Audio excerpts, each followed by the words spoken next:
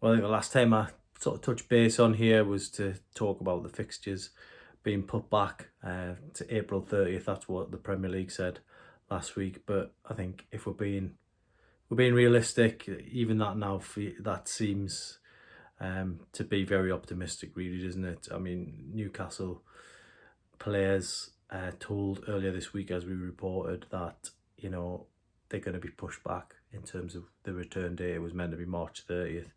It's now sometime in April. That gives them plenty of room to change that. You just can't see people coming out of isolation at any time soon, really. It's hard not to talk about the situation that we're in at the moment with coronavirus. It's completely dominating. It's the only thing that we can really talk about because we're all being affected by it. Doesn't matter how rich you are, how poor you are, professional footballer, normal person, people trying to go out to work. It's affecting everybody. It's quite surreal in many ways. Challenges everything the way you approach life at the moment, and we're seeing different information coming out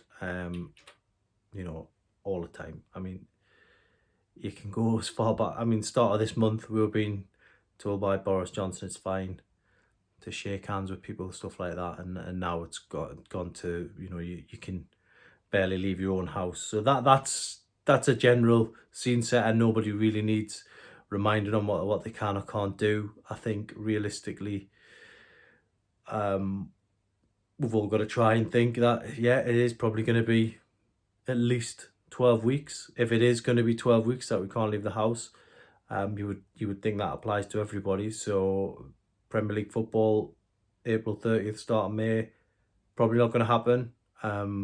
Potentially, looking at the 12 weeks, you would say July would be the earliest that it could start again. We're speculating, I suppose. We don't know that. That's half the problem. We don't know. Even the leaders of this country, they don't know either. And it's a situation that everyone's got to, try to stay positive and get their heads around. But realistically, we're talking about football. We've seen yesterday, steps 5 and 6 all cancelled. Then that's not going to be continued. Could that be the case higher up the ladder? It's something that must now be entering the heads of people. It would be a huge talking point if that does happen. You look at where Liverpool are at the moment; they're miles ahead, one win away potentially from win the league. What an outcry that would cause from their point of view. Sheffield United pushing for Europe, teams in and around the relegation scrap who probably think they can get out of this.